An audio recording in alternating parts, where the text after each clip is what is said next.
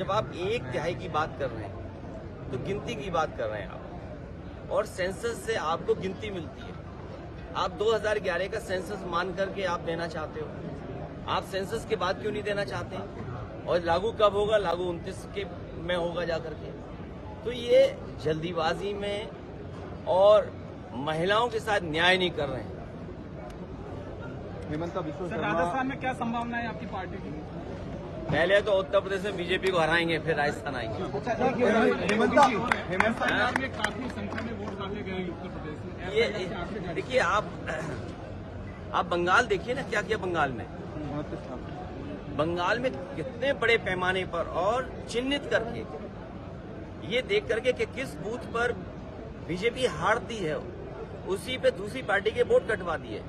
और मैं आपको लखनऊ का, यूपी का उदाहरण दे सकता हूं कि जहां पर बीजेपी ने अपनी आईटी सेल के माध्यम से एक जो दस्तखत नहीं करना जानता था, नंदलाल निषाद, उसके फर्जी दस्तखत करके बीजेपी ने समाजवादी पार्टी का वोट कटवाया।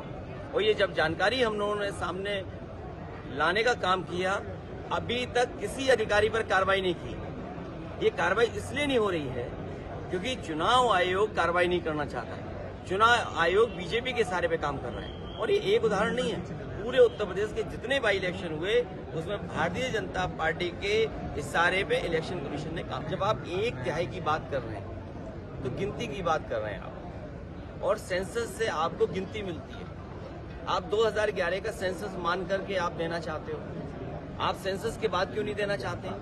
और लागू कब होगा? लागू 29 के में होगा जाकर के।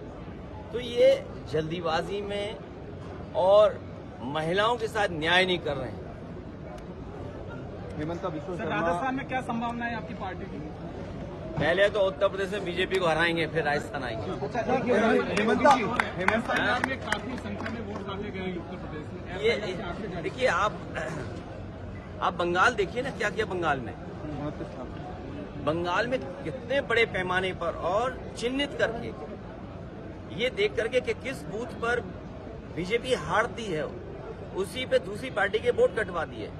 और मैं आपको लखनऊ का, यूपी का उदाहरण दे सकता हूं कि जहां पर बीजेपी ने अपनी आईटी सेल के माध्यम से एक जो दस्तखत नहीं करना जानता था, नंदलाल निषाद, उसके फर्जी दस्तखत करके बीजेपी ने समाजवादी पार्टी का वोट कटवाया। और ये जब जानकारी हम लोगों ने सामने लाने का काम किया, अभी तक किसी अधिकारी पर कार्रवाई नहीं की। ये कार्रवाई इसलिए नहीं हो रही है क्योंकि चुनाव आयोग कार्रवाई नहीं करना चाहता है। चुनाव आयोग बीजेपी के सहारे पे काम कर रहा है। और ये एक उदाहरण नहीं है, पूरे उत्तर प्रदेश के जितने बाई इलेक्शन हुए उसमें भारतीय जनता पार्टी के इशारे पे इलेक्शन कमीशन ने काम